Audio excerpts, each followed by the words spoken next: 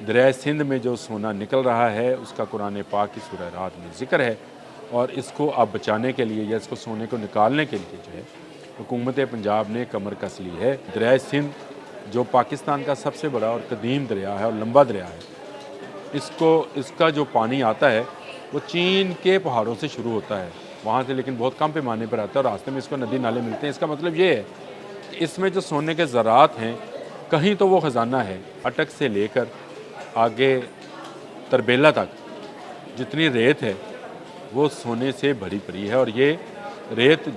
جو پانی ہے یہ جہاں سے لے کر آ رہا ہے وہ پہاڑ بھی یقیناً چین اور پاکستان کی سرحد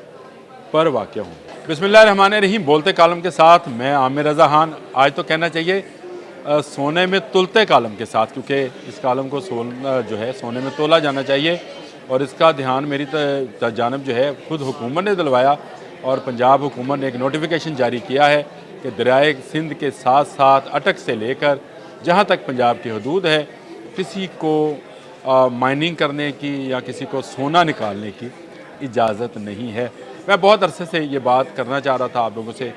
شیئر کرنا چاہ رہا تھا کہ پنجاب کے پاس سونے کے ایسے ذخائر ہیں جن کو اگر استعمال کر لیا جائے تو ہر پاکستانی، میں صرف پنجابی کی بات نہیں کر رہا ہوں،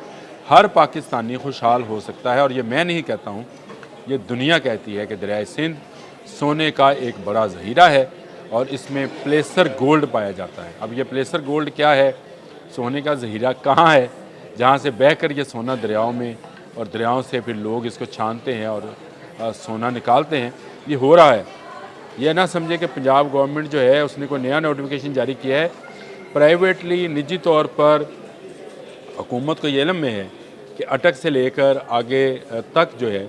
دریائے سندھ کی ریت کے اندر سے سونے کے ذرات نکالے جاتے ہیں، اور بہت سارے لوگوں کی روزی دہائیوں سے اس سے وابستہ ہے۔ یہ پلیسر سونا کہلاتا ہے جو ریت میں پایا جاتا ہے، اور یہ کوئی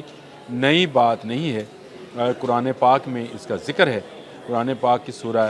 رعد میں آیت نمبر 17 ہے، جس کا مفہوم میں بیان کروں گا، ترجمہ شاید میں نہ بیان کر سکوں کیونکہ قرآن کا ترجمہ نہیں کیا جا سکتا، کہ آسمان سے اللہ بادل برساتا ہے، یہ بادل پہاڑوں پہ گرتے ہیں، وہاں سے پانی لے کر چلتے ہیں، جس میں اور ندی نالے اپنی اپنی بساط کے ساتھ شامل ہوتے چلے جاتے ہیں، اس پر جھاگ آتی ہے، جھاگ اڑ جاتی ہے، اور وہ چیز جسے پگھلا کر تم سونا اور دیگر چیزیں، قیمتی چیزیں بناتے ہو، زیورات بناتے ہو، دیگر اشیاء بناتے ہو، وہ بیٹھ جاتی ہے، اور اللہ پاک اسی طرح حق کو باطل سے علیحدہ کر دیتا ہے۔ یعنی اس کا مفہوم یہ ہے کہ دریاؤں میں جو پانی ہے وہ اپنے ساتھ بہت ساری معدنیات لے کر آتا ہے، جس میں ایک معدنی دولت جو ہے سونا بھی ہے، اور یہ سونا زیورات بنانے کے کام آتا ہے، اسی لیے قرآن نے زیورات کا اور دیگر سامان کا ذکر بھی کیا۔ لیکن بہت سارے لوگ جو ہیں اس سے نہ سمجھ سکے، اور یہی سمجھتے رہے کہ شاید حق و باطل کی یہ بات ہے جس میں حق جو ہے وہ سونے کی طرح بیٹھ جاتا ہے اور باطل جو ہے جھاگ کی طرح اڑ جاتا ہے۔ لیکن اب جب پلیسر گولڈ کا زمانہ آیا، آج سے 40-45 سال پہلے، اور یہ کہا جانے لگا کہ جی دریاؤں کی ریت میں سونا پایا جاتا ہے، تو اپنے اپنے طور پر لوگوں نے جو ہے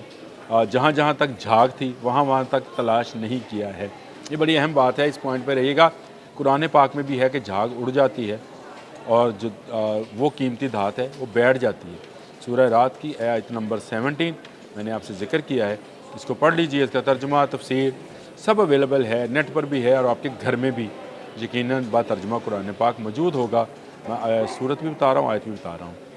تو یہ سونا جو ہے دنیا میں جو چند بڑے دریا ہیں ان میں سے دریائے سندھ میں بھی پایا جاتا ہے۔ ویسے تو احادیث میں دریائے فرات کے متعلق مشہور ہے کہ جب قرب قیامت ہوگا تو اس میں سے سونے کا پہاڑ نکلے گا، جس کا مفہوم میں بتا رہا ہوں، پھر میں اگین ترجمہ نہیں بتاتا ہوں۔ مفہوم یہ ہے کہ سونے کا پہاڑ نکلے گا اور اس پر دنیا لڑ پڑے گی، لیکن دریائے سندھ میں جو سونا نکل رہا ہے اس کا قرآن پاک کی سورہ رعد میں ذکر ہے، اور اس کو اب بچانے کے لیے یا اس کو سونے کو نکالنے کے لیے جو ہے حکومت پنجاب نے کمر کس لی ہے۔ یہ جو سونا پرائیویٹلی نکالا جا رہا تھا، یہ پہلے پرائیویٹ لوگ نکالتے تھے، اور کنارے کنارے سے ریت اور پتھر نکالتے تھے، اس کو چھانتے تھے، اس کا چھاننے کا ایک طریقہ ہے، اس کو چھانتے تھے، پانی ڈالتے تھے، اور اس کے بعد اس میں سے سونے کے ذرات نکالتے تھے، جس کو بعد میں تولا جاتا تھا۔ تو یہ कम व बेश उनकी महाना जो है गुज़र बसर के लिए काफ़ी होता है। लेकिन दरिया सिर्फ़ किनारे तक नहीं बहता है, दरिया तो जो रेत लेकर आता है वो बहुत दूर से लेकर आता है, पत्थरों में से टूटती हुई निकलती है। दरिया सिंध जो पाकिस्तान का सबसे बड़ा और कदीम दरिया है और लंबा दरिया है, इसका जो पानी आता है वो चीन के पहाड़ों से शुरू होता है, वहाँ से लेकिन बहुत कम पैमाने पर आता है और रास्ते में इसको नदी नाले मिलते हैं। इसका मतलब ये है कि इसमें जो सोने के ज़रात हैं, कहीं तो वो ख़जाना है जो बारिश की सूरत में वहाँ बरसता है या बर्फ़ की सूरत में बरसता है, और उसके बाद वो जब पिघलता है तो पत्थरों को आपस में रगड़ता है और वो सोना जो है ज़रात की शक्ल, जैसे रेत होती है वैसे वो शक्ल अख्तियार कर लेता है। तो यूँ समझे कि अटक से लेकर आगे तरबेला तक जितनी रेत है वो सोने से भरी पड़ी है, और ये रेत जो पानी है ये जहाँ से लेकर आ रहा है वो पहाड़ भी यकीनन चीन और पाकिस्तान की सरहद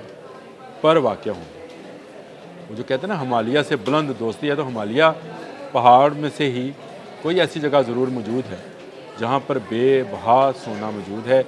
पंजाब हुकूमत को अब ख्याल आया, उसने नोटिफिकेशन जारी कर दिया, दफ़ा 144 लगा दी गई है। अटक और उससे आगे पंजाब में किसी जगह पर ना कोई कानकनी की जा सकती है, ना सोना निकालने के लिए रेत को छाना जा सकता है। और यकीनन पंजाब गवर्नमेंट ने अगर ये नोटिफिकेशन जो है माइंस एंड मिनरल्स वालों ने जारी किया है,